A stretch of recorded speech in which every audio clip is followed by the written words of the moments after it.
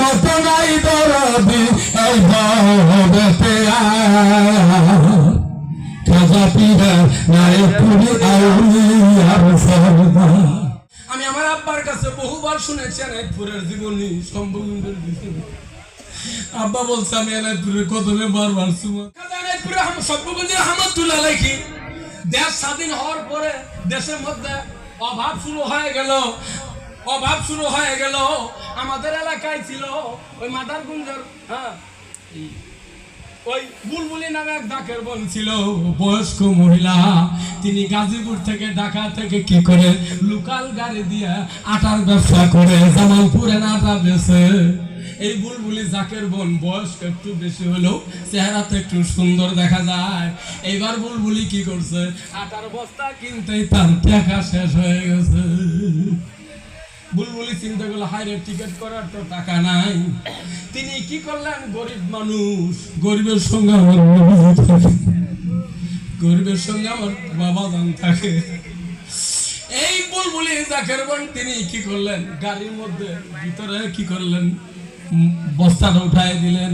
উঠাই দেওয়ার পরে তিনি ট্রেন আস্তে আস্তে এইবার ময়মনসিং আইসা জিআরপি, এখন তো জিআরপি টিটি আমরা চিনি, আগে তো জিআরপি ও টিটি পুলিশ ও টিটি, কথা ঠিক না, বোঝা যায় নাই। জিআরপি ওই বুলবুলির পক্ষে বলতে যায় তোমার টিকিট আছে কিনা, কইলেন না টিকিট নাই, তাহলে তুমি যাওয়া কিভাবে, এই বস্তা করে আমার কোন নামা না স্যার আমার টিকিট না, আমি তো জামালপুরে যাবো।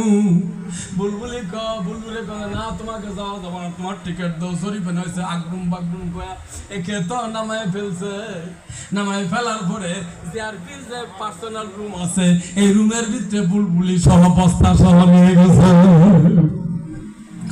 বুলবুলি চিন্তা করতেছে এই জিআরপি পুলিশের মতলব ভালো না, চরিত্র ভালো না, আমার সঙ্গে কুকর্ম করবে, এটা তার মতলবের মধ্যে ঢুকে গেছে। এটা তিনি বুঝতে পারছে। তার আক্কল দেয়া তিনি চোখটা বন্ধ করা জিআরপি পুলিশের রুমে তাকে চোখের উপরে বসায়া জিআরপি পুলিশ কাপড়, তিনি প্যান্ট গুলা কাপড় লঙ্গি পরে তিনি তার কাছে আসবে।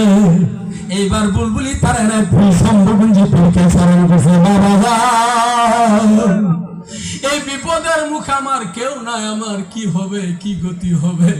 আমি যেদিন তরিকা নিয়েছি, মিথ্যা বলবো না, চুরি করবো না, খুন করবো না, ডাকাতি করবো না, জানা করবো না, শিরক করবো না, এই অঙ্গীকারে তরিকায় কাদরিয়া নকশবন্দে মুজাদ্দিদিয়া এই নকশবন্দে আমি কবুল করেছি।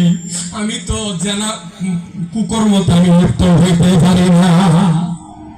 এইবার তিনি মালিকের কদমে মুরা খাওয়া দিলেন, কি করলেন, দেলের দেল দিয়ে আজিজি দিতে লাগলেন।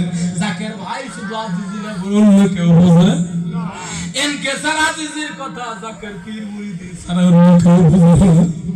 এইবার জিআরপি পুলিশ বুলবুলির সামনে এসে দাঁড়ায় গেছে। বালাও কয় না, মন্দ কয় না, কিছুই কয় না, চুপচাপ দাঁড়ায় আছে। এবার বুলবুলি কয় তুমি আমাকে ডাই কানছো কিসের, কি করো, কিছু বলো। জিআরপি পুলিশ দিক না পায়, দিক শুন না পায়, কিছু মানে কি বুদ্ধি না গুছাইতে পাইরা বুলবুলির কদম দ্বারা কয় বন্ধু তুমি আমাকে মাফ করে দাও। বুলবুলি বলতেছে তুমি আমাকে ভিতরে নিয়ে আসলা কেন, আবার কেন মাফ চাও, আমি বুঝতে পারি না কি কথা, আমি তো বুঝি না, তুমি বলো। তখন জিআরপি পুলিশ দুই চোখের পানি ছাড়া যাবে, হ্যাঁ বোন তোমাকে কুকর্ম করার জন্য আমার রুমে নিয়ে আসছিলাম, কিন্তু আমি যখন কাপড় চেঞ্জ করতে গেছি যায় দেখি আমি তো মহিলা হয়ে গেছি।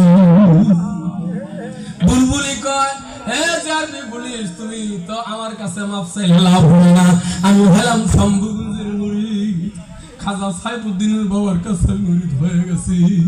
তুমি ওখানে ক্ষমা চাও, ওখানে তওবা পড়ে তুমি মুসলমান হয়ে যাও, কালেমা পড়ে তুমি তরিকা নিয়ে মুরিদ হয়ে যাও, তাহলে তুমি সংশোধন হইতে পারবে।